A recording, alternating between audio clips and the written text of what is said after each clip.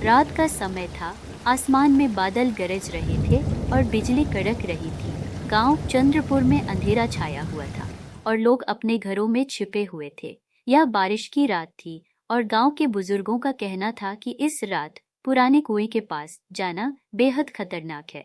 गांव के बीच में एक पुराना जर्जर कुआं था जिसके बारे में वर्षों से डरावनी कहानियां सुनाई जाती थी। कहा जाता था कि उस कुएं में एक भयानक आत्मा रहती है जो रात के अंधेरे में लोगों को अपनी ओर खींच लेती है और फिर वे कभी वापस नहीं आते। गांव के बुजुर्ग हमेशा चेतावनी देते थे, बारिश की रात में कुएं के पास मत जाओ, वहां जो भी जाता है लौटकर नहीं आता।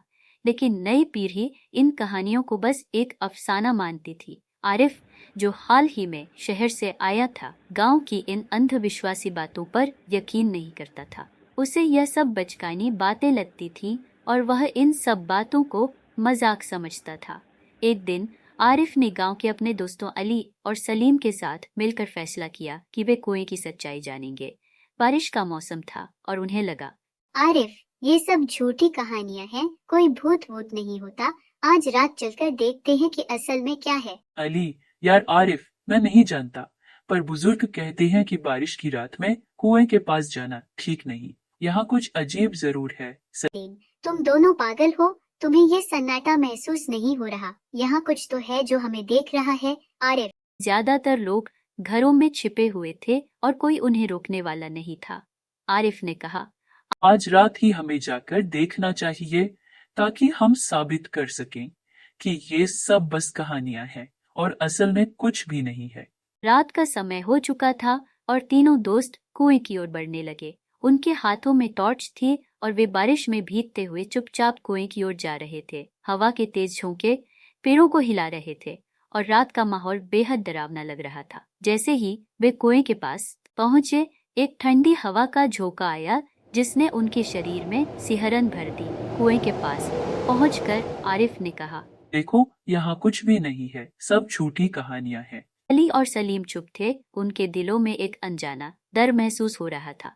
कुएं की गहराई में कुछ अजीब सा एहसास हो रहा था, लेकिन आरिफ ने हंसते हुए उस डर को नजरअंदाज कर दिया।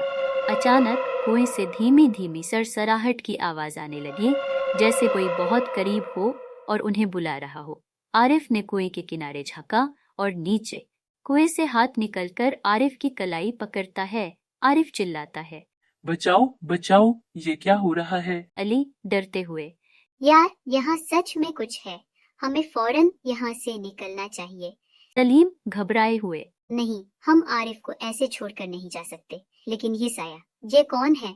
कुएं से निकलने वाला साया धीमी गूंजती आवाज में, जो भी इस कुएं के पास आएगा वो कभी वापस नहीं जाएगा। डरते हुए भागते हुए, चलो जल्दी भागो वरना हमारा भी वही हाल होगा जो आरिफ का हुआ है।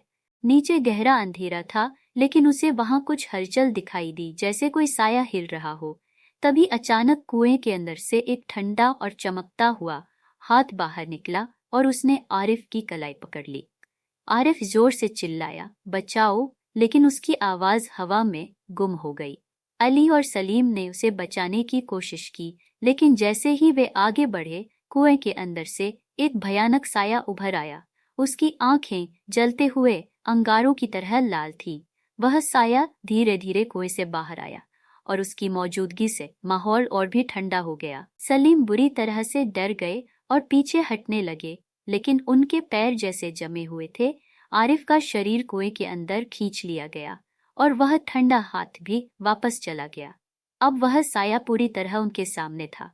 उसकी लंबी और पतली आकृति हवा में तैर रही थी और उसकी आंखें गहरी अंधेरे से भरी हुई थी। वह एक गहरी और गूंजती हुई आवाज में बोला, जो भी इस कुएं के पास आएगा वह कभी वापस नहीं जाएगा। अली और सलीम ने एक दूसरे की ओर देखा। उनके चेहरों पर डर साफ झलक रहा था। वे जानते थे कि क्या अगर वे यहाँ रुके तो उनका भी वही हाल होगा जो आरिफ का हुआ। दोनों ने अपनी आखिरी हिम्मत जुटाई और तेजी से भागना शुरू कर दिया। जैसे ही वे गांव की तरफ भागे, वह साया उनके पीछे पीछे आने लगा। लेकिन जैसे ही वे गांव की सीमा में पहुंचे, साया अचानक रुक गया और फिर कुएं की ओर वापस चला गया। अली और सलीम हांफते हुए अपने घरों में पहुंचे। अगली सुबह जब गांव के लोग जागे तो उन्होंने अली और सलीम को डरे हुए देखा। दोनों ने गांव वालों को कुएं की कहानी बताई, लेकिन किसी ने उनकी बात पर यकीन नहीं किया। हालांकि आरिफ कभी वापस नहीं आया और उसके गायब होने का राज कोई नहीं जान सका। उस रात के बाद चंद्रपुर के लोग और भी ज्यादा डर गए। अब बारिश की हर रात वे अपने दरवाजे और खिड़कियां बंद कर लेते और कुएं के पास जाने का ख्याल भी उनके दिमाग में नहीं आता। गांव में फैलने वाली यह कहानी अब एक भयानक हकीकत बन गई थी और लोग जान चुके थे कि पुरानी कहानियों में छिपा डर सचमुच जिंदा हो चुका था।